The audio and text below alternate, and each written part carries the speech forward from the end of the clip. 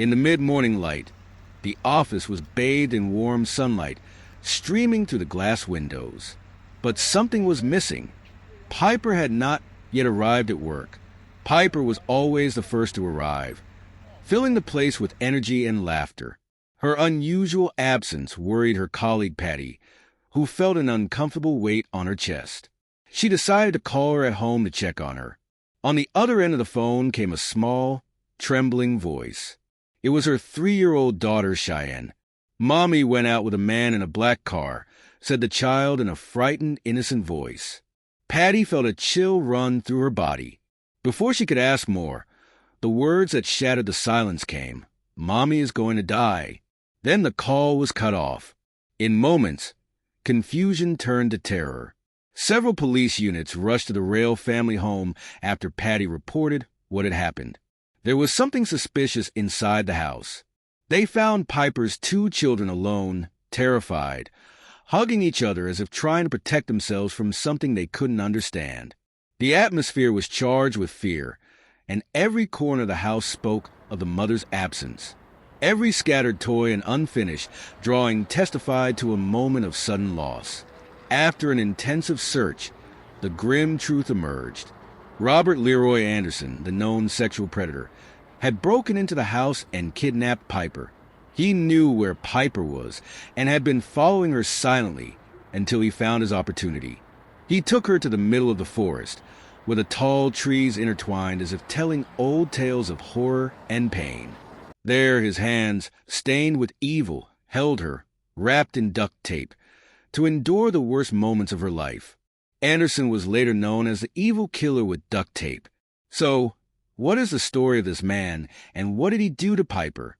Will she be found before it's too late? This is what we will find out in this episode of the Dahaliz channel, where the most complex crimes are unveiled. Robert Leroy Anderson was not the product of a healthy environment.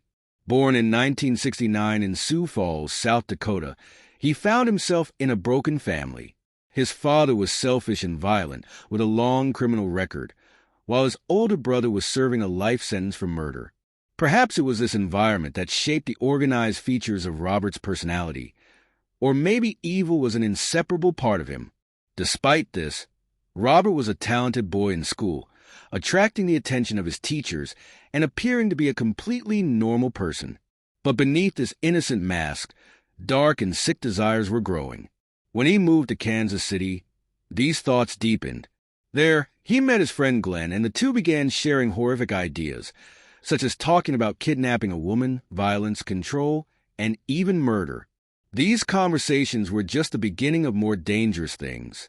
Even with his friend Jimmy Hammer, he shared his thoughts about evil, which later involved both of them in his heinous crimes.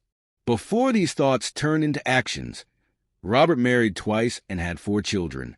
He moved with his second wife to a mobile home in East Sioux Falls near Lake Vermilion. It was the early 1990s when Robert started working as a maintenance officer on the night shift at a meatpacking plant. This quiet job was where he began planning his first crime. It was pure evil, as Phil Hammond, the author of the book that tells the story of his crimes, The Killer with Duct Tape, says. Robert embodied all his horrific ideas while living a double life. The life of the perfect man and the ordinary husband, while at the same time planning to destroy the lives of the innocent. His first victim was Larissa Dosky, a 29-year-old colleague. He followed her silently, watching her steps, sneaking into her life without her noticing. He waited patiently until her husband's circumstances changed, who was also a colleague on the same shift. As soon as the husband was out of the way, Robert felt the opportunity was ripe and devised his devilish plan with his friend Glenn to kidnap Larissa, trying to fulfill his sick fantasies. The sky was overcast that night, and the air carried the scent of the coming rain. The place was isolated and quiet in a way that hid something suspicious. Robert and Glenn sat in their car, watching the road with determination mixed with anxiety. The first time, they planned to plant a device to puncture the tires on the road so that the victim's car would stop in that organized corner. But the plan failed. Failure did not deter them, but pushed them to change tactics. On August 6, 1994, Robert kidnapped Larissa in the factory parking lot under the threat of a knife. The air was suffocating that night, and the darkness enveloped the place with a cloak of dread. Robert and Glenn drove the car with Larissa beside them, tied up and terrified. They headed to Lake Vermilion, where silence wrapped the place in a frightening calm. There, Robert tied the woman with duct tape and assaulted her while Glenn stood by, helpless or ignoring her pleas as she begged for her life. Silence was the only witness to her suffering before Robert wrapped the duct tape around her neck and strangled her until her last breath. After her death, he buried her body under a cherry tree, unaware that the victim was 6 weeks pregnant and that he had killed an unborn child. Meanwhile, Larissa's husband was waiting for her at home, staring at the clock with increasing anxiety. When the wait grew too long without her return, he decided to go out and search for her. He drove his car everywhere, through the organized streets and quiet alleys, looking for any trace but to no avail. Finally, he reported her disappearance to the police, and the investigators began searching for her.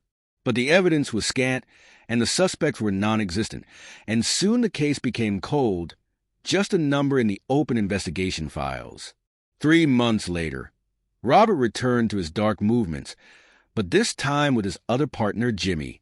They used the tire puncturing device again and waited in the darkness of the night until Amy Anderson's car, a 26-year-old woman, passed by.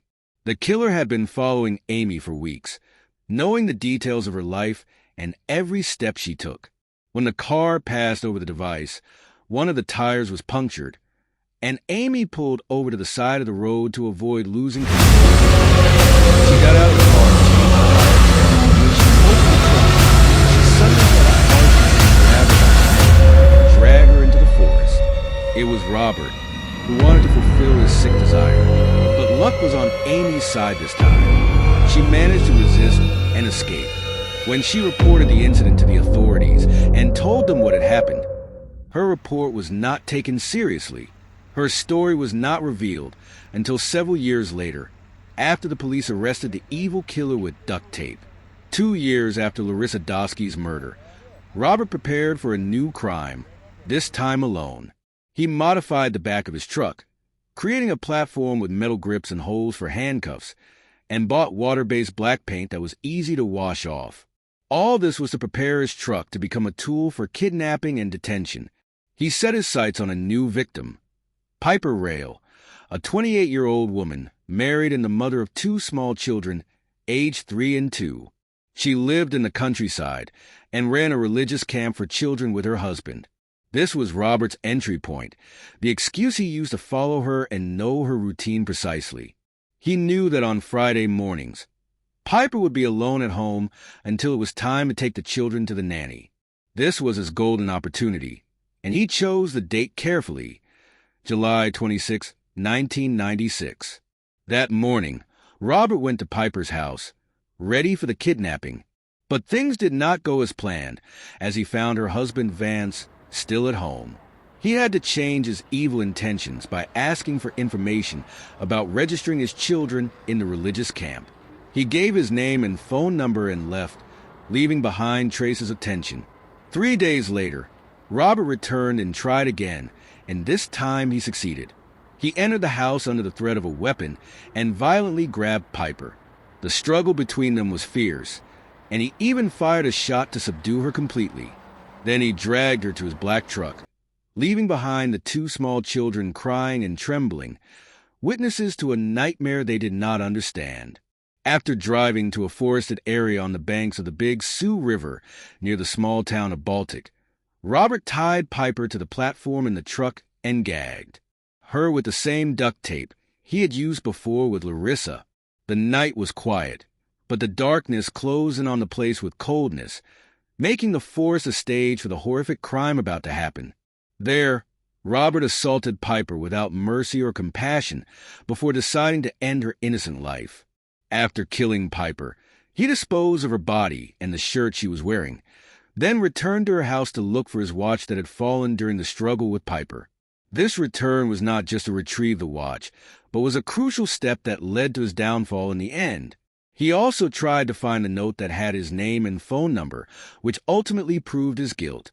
Several neighbors were able to identify him and provide a detailed description of the black truck he used in the crime. When little Cheyenne, the 3-year-old girl, testified before the officers, she recognized Robert's picture as the person who took her mother. Additionally, Piper's husband, Vance, remembered that a strange man had visited them a few days earlier, adding more growing. Here's the continuation of the translation. Containing holes for handcuffs, in addition to a toolbox containing chains and wooden blocks. They also found a can of water-based black paint, rolls of duct tape, and keys for some handcuffs. These pieces of evidence were clear, but not sufficient alone to build a case against him. They also recovered samples of dog hair similar to the Rail family's dog, along with some belts, a pair of jeans stained with blood and semen, and a knife with black and white fibers. When investigators questioned Robert's neighbors, one of them confirmed seeing him washing his truck inside and out on the morning of July 19th at around 2 p.m., which raised suspicions. Thanks to a motorcyclist on his way to Baltic, investigators were able to find a piece of Piper's white and black shirt with remnants of the same duct tape found in Robert's truck. It was only a matter of hours before they found the crime scene, but the exact location was not determined until botanist Gary Larson intervened, pointing to the place based on plant remnants found in the killer's toolbox. The search ended in a wooded area on the banks of the Big Sioux River, where they found the other half of the shirt under a small tree. Above it were several pieces of duct tape wrapped and intertwined with human hair. Next to it was a partially used candle and a torn piece of duct tape matching the roll found in Robert's car. There was no doubt. The investigators were facing a sexual sadist who was excited to see his victims suffer pain and helplessness. In May 1997, Robert Leroy Anderson, known as the duct tape killer due to his repeated use of duct tape in committing his crimes, was sentenced to life imprisonment for the kidnapping of Piper Stray. At that time, Piper's body had not been found, and there was not enough evidence to convict him of first-degree murder. However, South Dakota Attorney General Mark predicted after confronting the defendant in court, saying, sooner or later, he will face a murder charge. This prophecy did not take long to come true. Shortly after, the facts began to unfold, and justice took its course. One of the prisoner's friends, Glenn Walker, confessed to participating in Larissa's kidnapping and led the police to the place where they buried the young woman near Lake Vermilion. When the body was exhumed, experts realized that part of the victim's remains was missing. In fact, only 57 pieces were recovered, including a tooth, a rib, the right and left wrist bones, several fingers, the right foot and ankle, several nails, the jaw, and some larynx bones. Investigators found near the grave a pair of gloves, several bullet casings, the victim's shoe, some jewelry, part of her belt, and some scattered clothes. These pieces of evidence were strong indicators confirming the validity of Glenn Walker's confession and provided leads to open further investigations. Joining this testimony was Jeremy Brunner, Robert's cellmate in the South Dakota State Penitentiary, who informed the Attorney General's office that he had additional information about Piper's kidnapping and Larissa's murder. The information provided by Jeremy included crucial evidence that could completely change the course of both cases. Jeremy explained that Robert boasted to him about being a serial killer and that he kept a souvenir from his victims at his mother's house. He even told Jeremy the exact location of these items. Thanks to this, investigators were able to find a ring and necklace belonging to Piper and Larissa, as well as the murder weapon hidden securely between the ceiling and the basement. Robert's cellmate also Robert knew that his friend Glenn would eventually betray him, so he decided to take Larissa's skull and throw it out the window in another part of it, forced to ensure its discovery would be difficult, and to hide a key piece of evidence that could incriminate him. Regarding Piper's kidnapping, Jeremy added that Robert assaulted her, then strangled her before throwing her body into the river. Hence, her body was never found despite repeated attempts by the authorities to search for it. Jeremy's words were highly revealing and proved beyond a shadow of a doubt Robert's involvement in this heinous crime. During this period, Amy, the only survivor of Robert's attacks, also came forward and identified the killer as her attacker after Piper's case spread in the media. Despite her clear testimony, the lack of evidence made it impossible to convict Robert of attempting to kidnap her. Thanks to this significant development in events, on March 1st, 1999, a jury sentenced Robert Leroy Anderson to death for the kidnapping and murder of Larissa Doski, as well as the assault and murder of Piper Stray. The court decided that the death penalty would be carried out by lethal injection. As for Glenn Walker, he was sentenced to 30 years in prison for attempted kidnapping and complicity in the first-degree kidnapping and murder of Larissa. However, he was released in 2016 due to good behavior in prison, raising many questions about the justice system and how it deals with such brutal crimes. Over the years, the duct tape killer filed numerous appeals to avoid the death penalty, but they were always rejected until Sunday, March 31st, 2003, when Robert decided to end his life. He ended his life using a bedsheet tied to a cell bar, thus putting a tragic end to his life filled with violence.